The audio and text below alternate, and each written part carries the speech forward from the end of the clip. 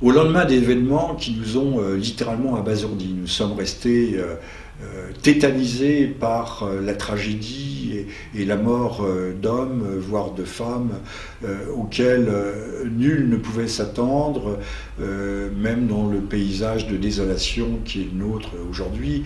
Il y a encore, nous sommes en état de droit avec des forces de police. D'ailleurs, les gens qui ont été massacrés étaient protégés par des forces de police qui sont montrées particulièrement d'ailleurs, hélas pour les hommes qui ont péri, je parle aussi bien des policiers, qui sont montrés particulièrement inopérantes. Donc il faudra se poser des questions aussi sur ce point. Mais force nous est aujourd'hui, alors que 2 coupables présumés sont pourchassés, sont traqués, on ne sait pas d'ailleurs s'ils sortiront vivants de cette chasse à l'homme, de nous interroger avec un regard plus froid, plus distancié sur ces événements sur lesquels subsistent beaucoup de zones d'ombre qui nous interpellent à bien des égards. Il y a des contradictions que la presse n'aura pas soulignées, qu'il aura au contraire peut-être qu'elle se sera employée à gommer, mais que nous devons, parce que nous sommes des hommes libres, nous prétendons l'être, nous nous efforçons de l'être, nous devons explorer, analyser, répertorier, et je crois que c'est une tâche utile et nécessaire pour tous et chacun d'entre nous. En ce qui concerne les faits eux-mêmes, 2 hypothèses. Soit nous avons un attentat qui a été perpétré par des fanatiques musulmans, des islamistes appartenant à soit des isolés d'ailleurs, de frères isolés, puisqu'on sait maintenant qu'il s'agit de 2 individus identifiés, nous reviendrons sur cette identification, ou appartenant à une cellule activiste restreinte, dormante ou franchisée, comme on se plaît à le dire à l'heure actuelle, soit il s'agit de quelque chose de plus grave, de plus conséquent, qui serait un acte de guerre et donc une provocation. Ça, nous reviendrons sur cette hypothèse qu'on ne peut pas exclure d'entrée de jeu, même si la presse privilégie toujours certains aspects au détriment des autres. Alors, le modus operandi, ou plutôt le déroulé de l'opération, puisqu'il faut parler d'opération, d'une véritable opération commando, se déroulait à un schéma tout à fait militaire. On avait l'impression de voir des membres des forces spéciales, on ne sait où, intervenir avec un sang-froid, un caractère méthodique, posé, prenant leur temps, puisque l'opération aurait duré plus de 10 minutes. On sait que les opérations de ce type de commando, comme par exemple la liquidation de Ben Laden, sont des opérations qui tiennent en quelques minutes. Nous avons affaire à des hommes qui sont particulièrement performants, pour utiliser ce vilain mot, particulièrement aguerris, qui font preuve d'un sang-froid extraordinaire, puisqu'on le voit, l'un d'entre eux, après avoir abattu un policier dans la rue, se prend le temps de ramasser une chaussure et donc de ne pas laisser de preuves. Ils partent tranquillement. Ils ont affronté au préalable deux équipes de policiers, une en voiture sur laquelle ils ont tiré et qui est partie en marche arrière, l'autre ils ont fait fuir des policiers à vélo. Donc ce sont des gens qui à aucun moment ne perdent leur sang-froid. Or, ce sont les mêmes hommes qui vont oublier leur papier d'identité lors du changement du second véhicule. Ça semble extraordinaire. A priori, lorsque vous vous engagez dans ce type d'opération, vous n'avez pas de papier d'identité sur vous. Ça rappelle fâcheusement l'épisode du World Trade Center, dans les décombres fumantes, alors que l'acier a fondu, on trouve un passeport miraculeusement tombé d'un des avions désignant donc un pirate de l'air saoudien. Notons que plus les choses sont extraordinaires, plus elles sont gigantesques, énormes, phénoménales, et plus elles ont une chance de passer. Puisque c'est tellement estomacant, c'est tellement sidérant, qu'on a vraiment l'impression qu'il y a des miracles qui opèrent, des Deus ex machina. Le Deus ex machina, ce qui veut dire le Dieu sorti de la machine, c'était dans les décors de théâtre autrefois, au XVIIe siècle, il y avait Zeus qui descendait des cimaises, des cimaises du décor. Voilà. Donc Deus ex machina. Ce qui fait que dès la fin de l'après-midi, on avait identifié, encore une fois, les perpétrateurs de ce crime, que nous soulignons est un crime odieux. Mais nous allons continuer à décortiquer et à analyser à la fois les circonstances, les antécédents, les arrière-plans, au-delà des émotions suscitées, entretenues par la presse, créée même de toutes pièces par la presse, et au-delà de l'indignation, qui est une indignation tout à fait nécessaire, mais aussi tout à fait orchestrée. Oui, donc des papiers qu'on trouve miraculeusement, il faut parler de miracles, et qui permettent d'identifier deux hommes, deux frères, nés dans le 10e arrondissement dans les années 80, l'un ayant 32, l'autre 34 ans, ayant appartenu à des cellules pro-djihad du 19e arrondissement, n'ayant jamais fait le djihad eux-mêmes, mais l'un d'entre eux ayant effectué un séjour en prison justement pour incitation au départ au djihad. Ceci étant dit, ce n'est pas en prison qu'il a appris le maniement des armes, ni même peut-être à Fontainebleau, et encore moins au Bois de Boulogne. Alors je veux bien qu'on nous dise que les jeunes gens s'entraînent, mais avec quels moyens, quelles armes? Bon, on trouve des armes dans les banlieues.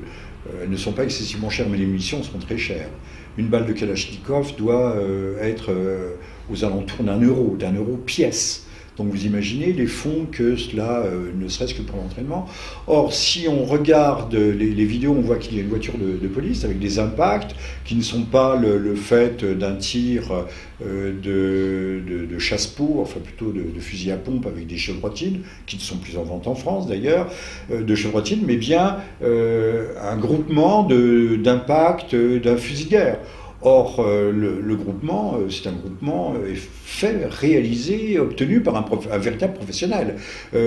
Si vous ne tenez pas fermement votre arme, l'arme va monter, sauter, vous allez disperser vos projectiles.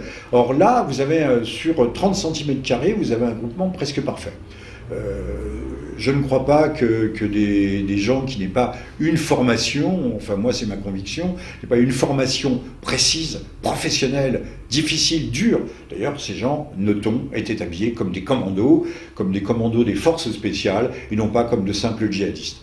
Donc ces gens qui font preuve d'un tel professionnalisme vont oublier miraculeusement pardonnez-moi d'insister, ces papiers d'identité, ce qui va permettre de les traquer immédiatement. On ne les a pas encore attrapés à l'heure actuelle. Gageons que si on arrive en termes policiers à les loger, tout comme dans l'affaire Mera, normalement ils ne devraient pas s'en sortir vivants. Il ne faut pas qu'il y ait de témoignages. Notons aussi la similarité de leur cas avec celui des frères Tchernaïev à Boston, un attentat aussi qui comporte énormément de zones d'ombre. Là, ça mériterait de revenir là-dessus, dont le frère, le perpétrateur, a été immédiatement tué chez lui alors qu'il était désarmé par les forces du FBI. Le frère, celui qui passe en jugement, a été blessé et ne peut pas témoigner puisqu'il n'aurait pas véritablement, bien qu'il soit exposé à être condamné à la peine de mort, la peine capitale. Donc il y a une similarité là également. Il y a deux frères de l'autre côté. Dans ce cas, comme dans d'autres, comme dans le cas du 11 septembre, et certains ont dit que cet épisode était le 11 septembre du pauvre, son 11 septembre à la française, destiné à susciter un choc national et international. Et nous verrons tout à l'heure quelles pourraient être les raisons d'avoir voulu susciter ce choc, que ce soit les deux frères en question qui aient commis ce crime, ou qu'ils aient de leur propre chef, ou qu'ils aient eu des commanditaires. Là aussi, on trouve des preuves immédiates. Le soir même du 11 septembre, personne n'avait rendu de rapport, mais on avait déjà désigné Al-Qaïda, on savait déjà tout. Chose étrange, je demande là simplement à nos auditeurs, téléspectateurs, de réfléchir à la question suivante. Comment se fait-il qu'on identifie ces gens aussi vite, indépendamment des pièces d'identité trouvées dans la voiture, alors qu'on n'a pas pu les identifier avant, qu'on n'a pas pu... tout d'un coup, en une seconde, le travail qui n'a pas été effectué en amont pendant des mois, voire pendant des années, se cristallise et on désigne immédiatement les coupables. Je rappellerai sur les attentats du 11 septembre que plusieurs années après, Oussama Ben Laden, qui avait été désigné comme le principal responsable, l'auteur, encore une fois, le décideur des attentats, n'était pas désigné par le FBI pour cet attentat. Il était recherché par le FBI uniquement pour les attentats de 1998, Dar es Salaam et Nairobi, contre des représentations diplomatiques américaines. Donc parmi les 10 most wanted people, il y avait bien Oussama Ben Laden, mais pas pour le 11 septembre. Les journalistes qui sont d'investigation, c'est bien connu, ont mis des années et des années à s'apercevoir de ce fait pourtant extraordinaire.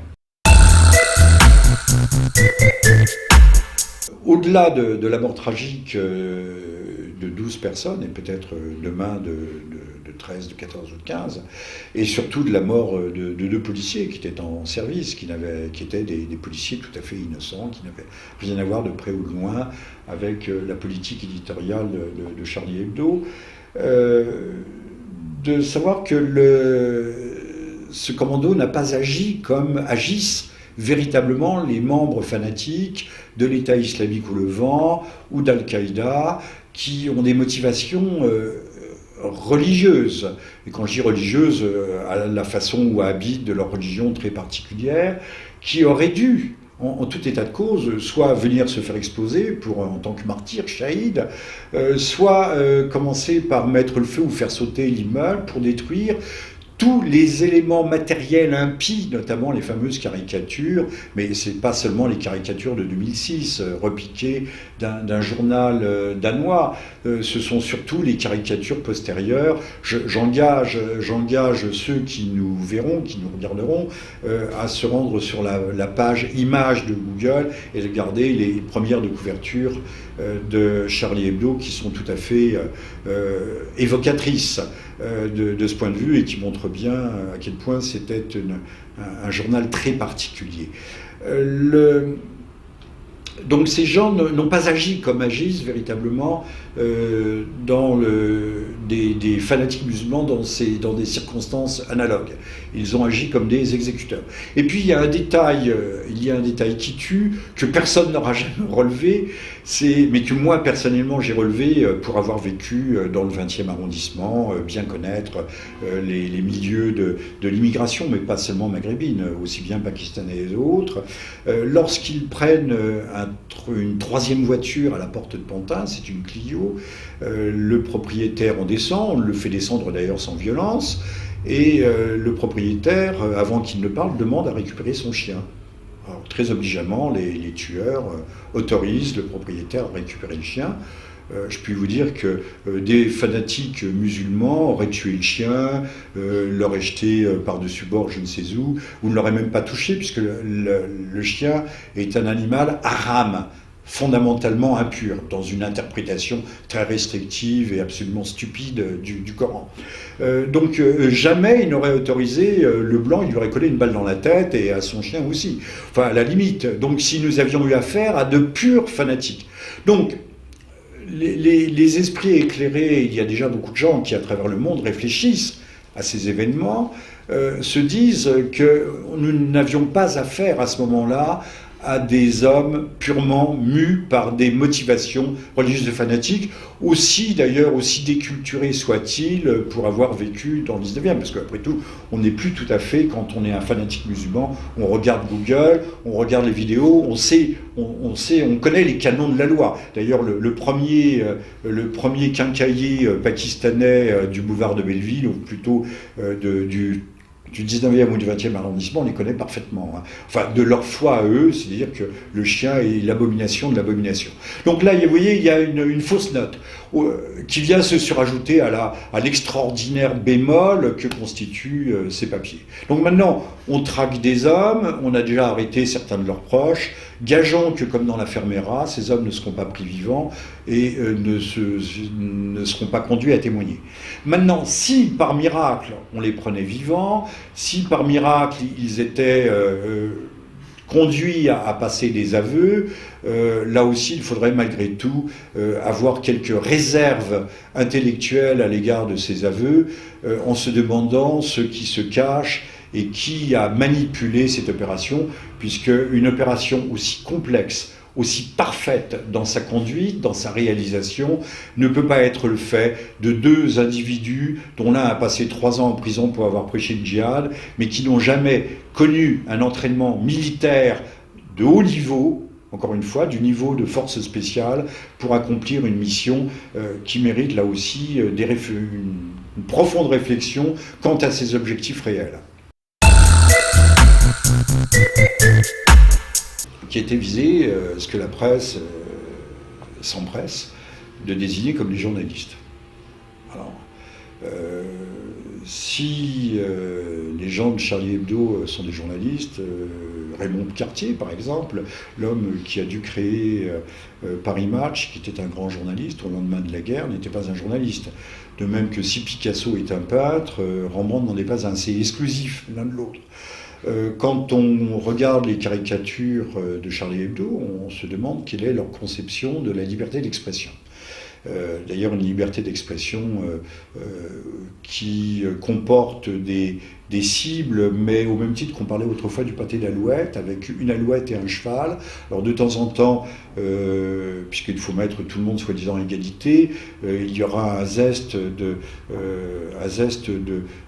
condamnation, de caricature de certaines communautés, mais ce sont les communautés essentiellement chrétiennes, particulièrement catholiques, et musulmanes qui sont visées, avec des dessins qui dépassent le niveau concevable de l'ordure. Il faut bien dire, c'est pas de la presse de caniveau, c'est de la presse de santine, c'est de la presse de fausses sceptiques, si on peut appeler ça. Donc on désigne des journalistes, moi je veux bien. De toute façon, nous devons tous déplorer qu'il y ait eu mort d'hommes, voire mort de femmes. Nous devons tous le déplorer. Mais toujours est-il qu'il est totalement abusif de désigner ces gens comme représentants de la liberté d'expression. En Europe, en France peut-être pas aujourd'hui, mais en Allemagne, en Angleterre, en Autriche, en Suisse, il existe des prisonniers d'opinion. Il existe dans tous les pays d'Europe, y compris la Suisse qui n'est pas membre de l'Union européenne, des lois qui sont des lois qui répriment l'opinion. Donc l'opinion n'est pas libre, contrairement à ce qu'on nous dit. Quand on nous dit que ces gens cultivaient l'impertinence, cultivaient l'esprit critique, qu'ils avaient de l'humour, mais quel humour ? Leur humour, c'est au niveau de l'ordure. Encore une fois, je renvoie ceux qui nous regarderont à Google et aux premières de couverture, donc on ne parle même pas des dessins qui étaient à l'intérieur du journal, qui sont plus ordurières et obscènes les unes que les autres. Alors je veux bien que l'on trouve que c'est très bien dans un sens, mais tout cela est à géométrie variable.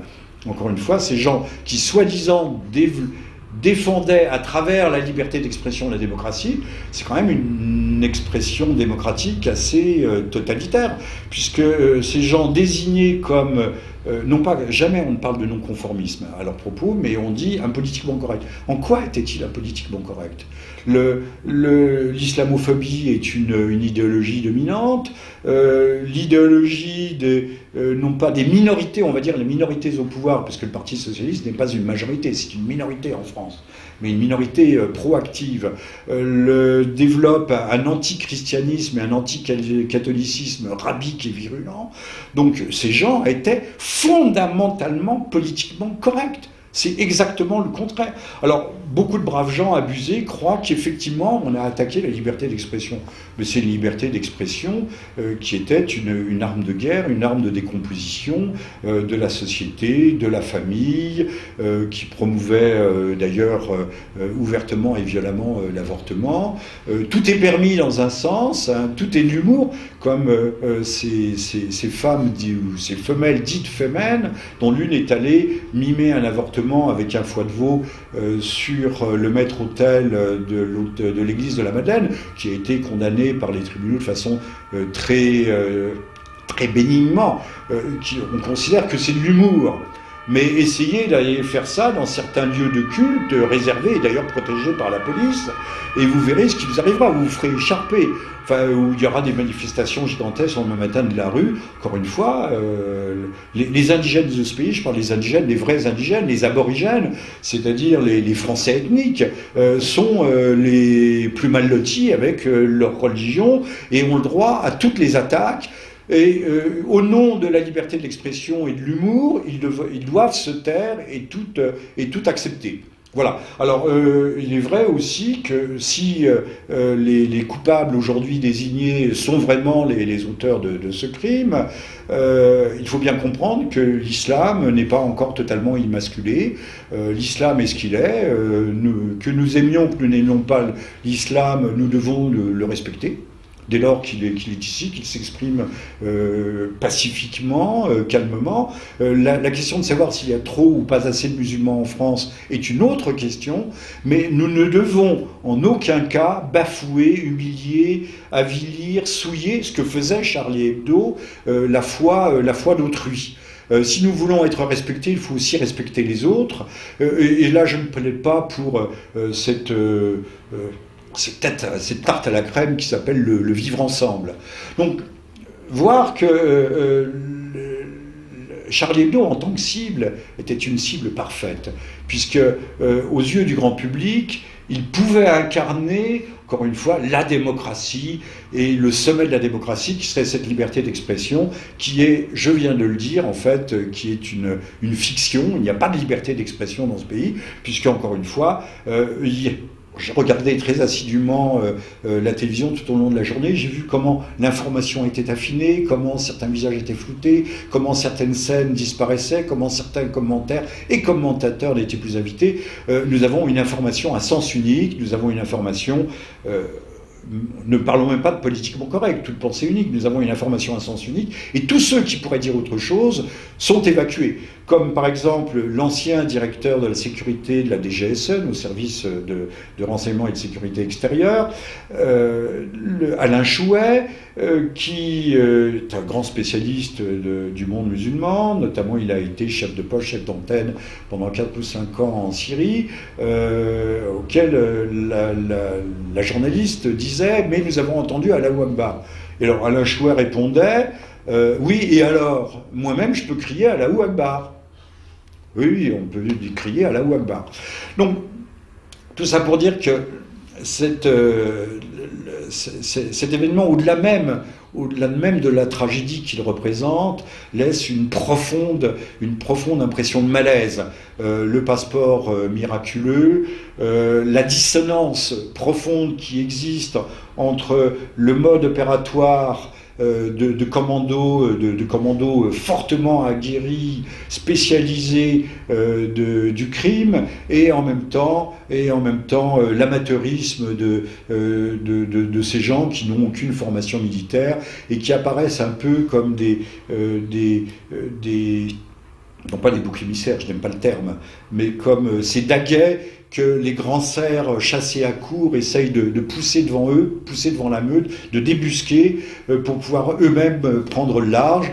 Et donc nous avons, en tout cas, en tout état de cause, même si ce sont eux les tueurs, parce qu'on ne peut pas en exclure l'hypothèse, tout à fait, d'entrée de jeu, on peut penser que ce sont malgré tout des lampistes et qu'il faut voir quels intérêts ils servent, qui les aurait incités, qui les aurait armés, qui les aurait formés, qui les aurait poussés au crime. Ça, c'est une question qui se pose fondamentalement. Alors, pour revenir à Charlie Hebdo, même si tout cela est un peu dans le désordre, Charlie Hebdo était une cible extraordinaire. Un attentat terroriste politique aurait visé une personnalité politique, visé à décapiter un parti ou une personnalité particulièrement symbolique. Tandis que Charlie Hebdo, on savait qu'il y aurait un énorme ressenti populaire et que là aussi, on touchait au cœur du système. Donc la cible déjà en soi montre bien, parce que c'est une petite cible en fait, Charlie Hebdo. Et c'est une petite cible qui peut correspondre à des islamistes, mais nous avons essayé de montrer que le profil même des tueurs, le profil des tueurs désignés, ne correspond pas au profil de véritables islamistes fanatiques. Alors, à qui peut bénéficier ce crime au-delà lecture primaire, lecture triviale, lecture immédiate, réactive des événements qui conduisent immédiatement à focaliser sur la question de l'islam. Bon, écoutez, on a vraiment l'impression que aujourd'hui on utiliserait ce mot atroce de timing, que le timing est parfait, comme s'il y avait eu une programmation. Alors c'est vrai que le livre de Houellebecq venait de sortir, que Charlie Hebdo avait démultiplié ses tirages en raison même de sa première de couverture sous Houellebecq, qui est de son islamophobie, donc c'était une publicité faite pour le journal. Mais au moment où M. Hollande est en train de se noyer, on le voit en train de disparaître dans une sorte de maelstrom, de sombre maelstrom étant un tourbillon, tout cela au moment où la Grèce, il y a un vote à la fin de la semaine, je crois vendredi, qui risque de conduire la Grèce à sortir de l'euro, donc clairement de la zone euro. Après, dans quelques mois, ça sera peut-être le Royaume-Uni. Au moment où tout s'en va à volo, où la classe politique française est en train de plus ou moins de se disloquer, est en guerre intestine, tout ça représente un fantastique, un prodigieux ballon d'oxygène. Et j'allais oublier l'essentiel. Au moment où l'État hébreu va connaître lui aussi des élections législatives, où la majorité, le parti au pouvoir, le Likoud, est en difficulté, et doit faire face à une vague mondiale sans précédent. Personne, les journaux ne vous donneront pas les chiffres, mais c'est 100, 200 États à travers le monde qui ont déjà reconnu l'État palestinien. Alors je ne dis pas qu'on a voulu punir aussi la France pour avoir reconnu cet État palestinien, mais tout d'un coup, refaire entre le livre de Houellebecq, le massacre de Charlie Hebdo, et vous savez que dans ces cas-là, les vies humaines ne comptent pas beaucoup, hein. On peut sacrifier un certain nombre des siens, on en fait des martyrs, justement pour défendre une cause. Donc refaire basculer la France dans l'islamophobie, dans une islamophobie non pas radicale, mais affirmée. Vous voyez ce qui se passe en Allemagne avec ces mouvements populaires, non politiques, mais de rejet de la présence massive des musulmans. Sans doute justifié. On nous parle d'Arabes en Allemagne, mais non, ce sont essentiellement des Turcs. Et certains commentateurs, d'ailleurs, confondent les Turcs et les Arabes, ce qui est assez amusant, quant au degré d'inculture des commentateurs journalistiques et des médias. Donc, Israël est en très mauvaise posture. La campagne de Gaza a été un échec, au moins au plan médiatique. Les Israéliens ont tassé ruine sur ruine. Vous noterez d'ailleurs qu'en France, on est censé traquer les jeunes gens qui partent faire le djihad en Syrie après les avoir encouragés, en désignant Bachar comme la bête à abattre, mais que les jeunes gens français binationaux qui vont combattre dans les rangs de l'armée israélienne, à savoir Tsahal, qui notamment ont été combattre à Gaza, ceux-là, lorsqu'ils rentrent en France, ne sont pas considérés comme des parias ou comme des traîtres à la nation ou comme des gens qui seraient allés vivre ou pratiquer une certaine forme de djihad. comprenne qui pourra, mais c'est ainsi. Non, mais il faut bien le noter, on a 30, 40, 50, 60 jeunes gens qui, lors de la guerre de Gaza, il faut bien parler de guerre, sont allés combattre, sont sans doute pour la plupart revenus depuis, c'était des engagés volontaires, mais dans ce cas-là, c'est bien, quand il s'agit d'aller casser du palestinien. J'apprenais qu'il y a encore un certain nombre de Palestiniens chrétiens, il faut quand même le préciser, hein, que la résistance palestinienne est majoritairement au départ chrétienne et non pas musulmane comme on le croit aujourd'hui. Les choses ont changé depuis. Bon, donc tout le monde peut avoir intérêt à accentuer la cassure communautaire tout en plaidant officiellement pour le vivre ensemble, pour la société plurielle, pour la diversification, pour l'amour, aimons-nous, embrassons-nous, Folleville. Donc jouer sur les deux tableaux, souffler de chaud, souffler de froid, tout ça en nous inscrivant la France dans une logique de choc des civilisations, qui est aussi tout à fait étranger à l'idéologie, je veux parler d'idéologie djihadiste, qui elle veut créer des territoires totalement musulmans, mais certainement pas porter la guerre. Aucun des théoriciens, notamment le théoricien des frères musulmans, ne veulent porter la guerre dans ce qui n'est pas le Dar al-Harb, le territoire de la guerre, ni le territoire Dar al-Islam, la maison de l'islam. L'Europe n'est pas terre de conquête pour l'instant, même si s'il y a on ne va pas dire invasion, un envahissement, une progression, une consolidation de l'islam. Il faut voir aussi qui procède, aide à cette consolidation. Ce sont ceux qui construisent des mosquées, entretiennent les associations musulmanes. C'est essentiellement le Qatar et la France, grands pourvoyeurs de fronts souverains pour les hommes politiques français, de droite comme de gauche, qui sont tous allés tendre leur sébilles, M. Hollande en tête, mais également M. Villepin, M. Sarkozy, un jour à Riyad, un jour au Qatar, qui a des gros marchés. Si quelqu'un aujourd'hui promeut le djihad dans le monde, mais certainement pas en France, mais en tout cas fait progresser l'islam en France et en Europe, ce sont nos grands amis et alliés de la péninsule arabique. Alors non, il ne s'agit pas pour nous de désigner qui que ce soit en disant on ne va rien affirmer. Mais l'on peut supposer. Et je note que dès hier, d'ailleurs, parce que l'on ne prête qu'aux riches, de noirs soupçons se concentraient sur les uns et les autres, en disant tout le monde, il a sauté aux yeux de tout le monde, que ce n'est pas deux simples petits voyous ou grands voyous reconvertis de nos banlieues ou du 19e arrondissement qui pouvaient conduire une opération d'un tel niveau et d'une telle qualité. D'ordre militaire, avec gilet pare-balles, brelage, chargeurs, avec une telle économie d'ailleurs de l'utilisation des munitions, une telle précision. Alors je crois, mais l'information n'est pas reparue, qu'au moment de tuer les journalistes, entre guillemets pour journalistes, ils ont été les tueurs ou les exécutants ou les mercenaires, puisqu'ils sont peut-être des mercenaires, ont désigné par leur nom ou leur prénom les membres principaux qu'ils visaient. On savait d'ailleurs en visant ces journalistes entre guillemets que c'était des cibles symboliques et qu'au-delà des hommes que l'on tuait, c'était essentiellement des symboles, ces symboles destinés à lancer un électrochoc sur la population et sur ce qu'on appelle la communauté internationale, c'est-à-dire sur la sphère occidentale. Et au-delà, et aussi bien la sphère africaine d'ailleurs, de l'Afrique de l'Ouest francophone. Donc, à qui bénéficie, non pas à qui profite, mais à qui bénéficie, aux tenants aux États-Unis, aux tenants du choc des civilisations, ce qu'on appelle communément les néoconservateurs, mais les néoconservateurs, vous en avez aussi bien dans le Parti démocrate.